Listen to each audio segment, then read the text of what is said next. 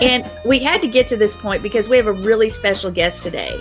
And you want to stay tuned. You don't want to miss a word. Her name is Cora May, and she is Sherry's third cousin, 4 times removed. Hello, Cora. Let's get her on here. Hello, Cora May. I'm so excited to be here.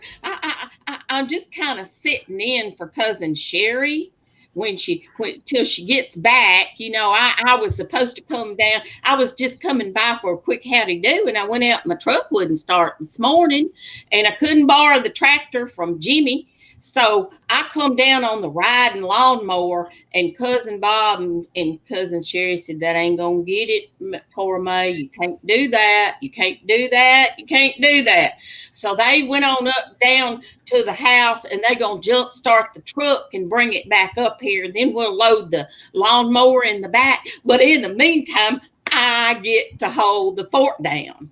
I had a lot of errands today, so they really helping me out.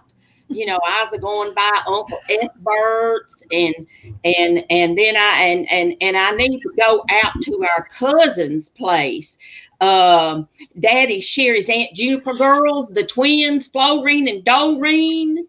They the old maids in the family. They sweet girls, but they kind of funny. I think it comes from living by themselves in that big old farmhouse. Aunt Juniper left them on the family's 80 acres, and they's way out town by theirself. And like I said, they're kind of funny, but you don't have to worry about no prowlers bothering them at all. Why, cousin Doreen can shoot the eye out of a butterfly in flight. And Florine is just real right-handy with her grandpa's shotgun. I mean, she don't even really have to aim it. She just kind of puts the butt up against the wall and pulls the trigger, and it just takes everything out that's in front. Them girls is real self-sufficient, but they just so special because they're new to the messianic things. And since Sukkot, they've been celebrating Shabbat. And they've been enjoying it so much. Why, they just been loving it, but they kind of got off to a rough start. But it really turned out all right.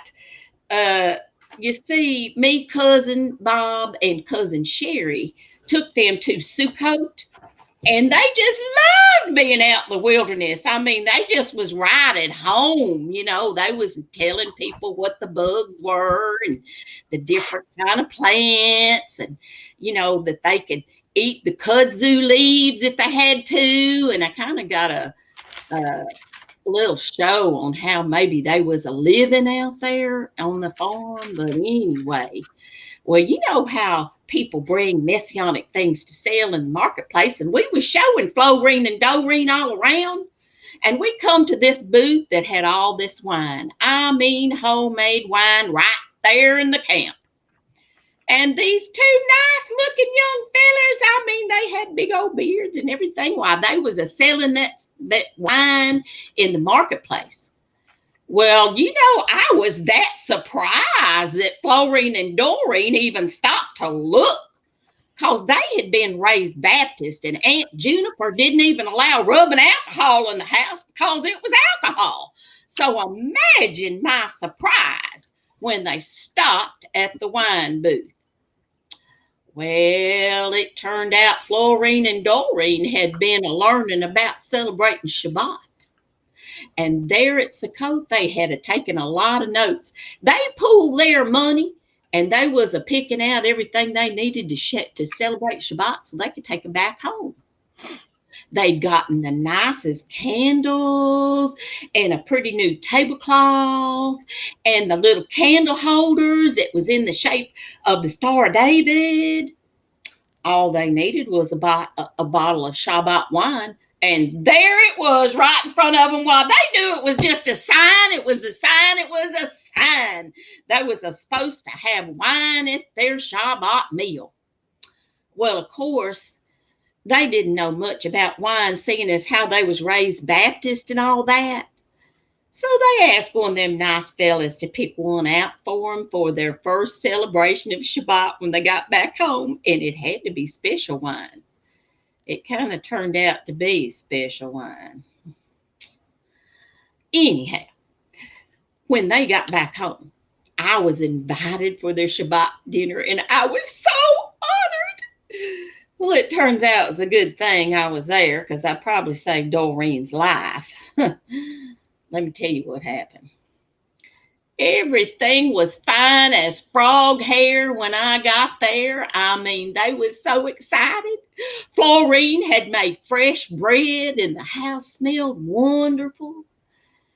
There was their new tablecloth looking pretty on the table, and the candles in the candle holders. And they brought fresh flowers from the field, them autumn flowers, because it's after Sukkot. And I mean, boy, howdy, they had lots of food. Doreen had opened up her famous pickled eggs, and there was a jar of her bread and butter pickles there. They had been preparing and cooking for hours while they had a mess of fresh beans and rutabaga and crookneck squash and mashed taters and a peach cobbler made with peaches from the orchard. And of course they had fried chicken. Why, fried chicken is the gospel bird. Why, many a preacher has been fed fried chicken. Anyhow, Florine and Doreen brought out the Shabbat wine to open it up and to get set up all for Shabbat. Well, this particular bottle of Shabbat wine didn't have them little twisty tops on it, because it's homemade. Them fellers had put a cork in it. And being as how they used to be Baptists and all, they didn't have no corkscrew. I don't even reckon they knew what a corkscrew was. And they decided they just yanked the cork out. I thought I'd sit back and watch this one. Well, they commenced to a pulling and a tugging and a tugging and a pulling on that cork. And of course, they didn't have any success in it. So Florine, always the resourceful one, told Doreen, I'll sit on the couch and I'll hold that bottle between my legs, and I'll hold on to the bottleneck real firm with my hands. And you grab the cork and you yank it out real hard. Well, you know what happened? Doreen yanked Florine right off that couch, slap dab in the floor. Well, Florine didn't take it real well, but she knew it was coming on Shabbat, so she kind of calmed her temper down. They didn't get no wrestling match on the floor. But that cork in that bottle hadn't moved an inch. So Doreen told Florine, you stand up and face me, and you brace your feet and legs real firm, and you put that bottle under your arm, and you get a good grip on it and hold real firm. And I'll stand in front of you, and I'll brace myself too, and I'll grab a hold of the cork, and on the count of 3, you pull one way, and I'll pull the other. Well, they counted to 3. And they commenced to pulling and a tugging and a tugging and a pulling. Now, I'm sitting there watching this from across the room, and I noticed something. Right behind Doreen was a big picture window. And I knew if that cork blew, Doreen's trajectory was headed right for that picture window. I mean, she would have gone through it. Ho, I cried. If that baby blows, Cousin Doreen, you're a goner. You are going to go right through that picture window. Well, I mean, Doreen was so glad I saved her life. Well, we sat there and thought a while, and we decided to go out to the barn and find great-grandma's old ice pick. And we dug that old cork out. Well, we decided to get a little sip and taste it. So we got out itty-bitty glasses, and we poured a little bit of wine in each glass. And you know how they do them people. They take a sip and they swish it around in their mouth. Well, we took a little sip. We swished it around in our mouth. And the next thing I know, we were like football players knocking each other out of the way, trying to get to the sink to spit it out. I'm telling you, them young fine fellas was a standing up there looking like they knew what they was a doing, and they sure didn't know how to make no homemade wine.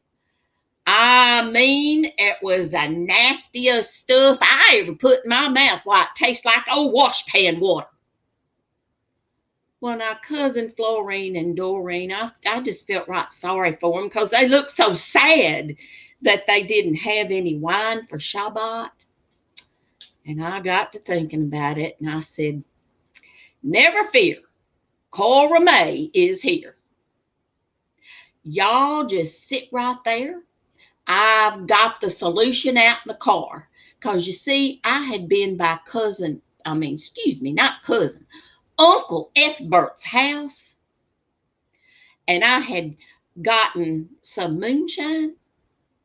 So I went out and I got a small jar, a little mason jar, and I brought it in for him, and I told him it was moonshine wine. And the best part about it, it had a twisty top. They didn't have to worry about no cork. So we cracked that baby open, and we had us some Shabbat moonshine wine. So you see, it all turned out good, even though Doreen almost lost her life over that Shabbat wine. But it's good. It's good. It's good. It's good. So there you have it. See, I'm a hero. Y'all think I ought to get a medal for saving her life?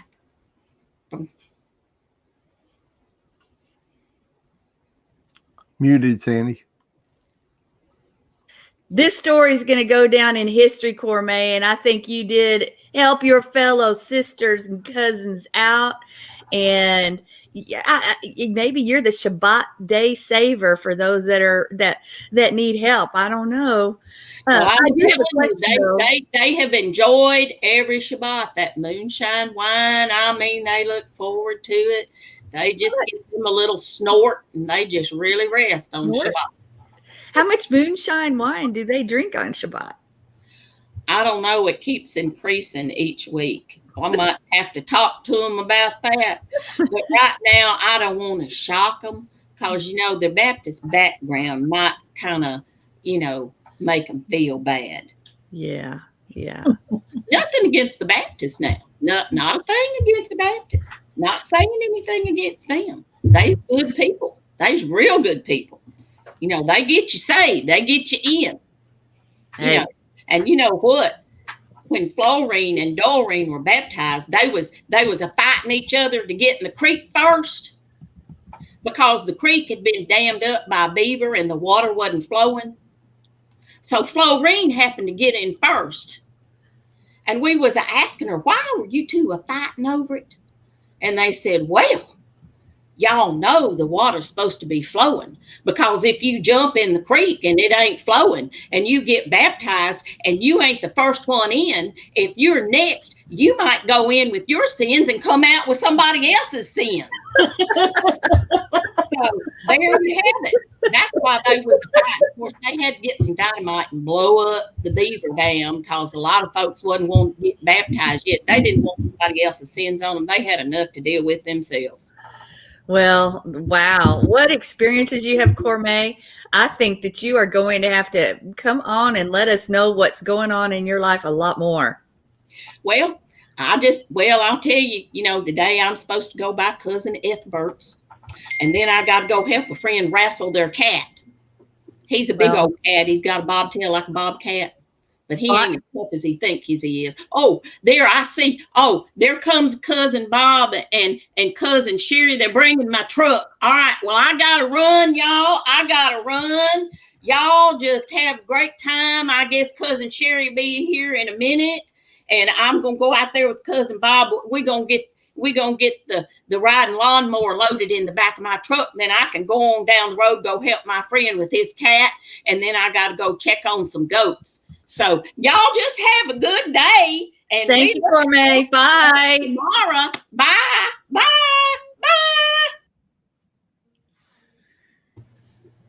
Bye. All right. Well, did you guys enjoy Cora May? I hope you did. I think this is the first time I've got to be with Cora May live. Only on rewatching have I seen it before. So I totally enjoyed that. And wow, what a life Cora May has, right? Well, we have So I was gonna say full of joy. full of joy, and now we know that she's a cat wrestler, not a wrestler, cat wrestler. So we'll have to hear that story one of these days. We are richly blessed to bring you what we believe is the fullest, most diverse, yet up-to-date progressive teachings, discussion, and prayer programming you can find anywhere on this planet. Be sure to take the tour of the MessianicLambRadio.com website. I'm Susan Hoogie, thanking you for joining us on the Messianic Lamb Video Network.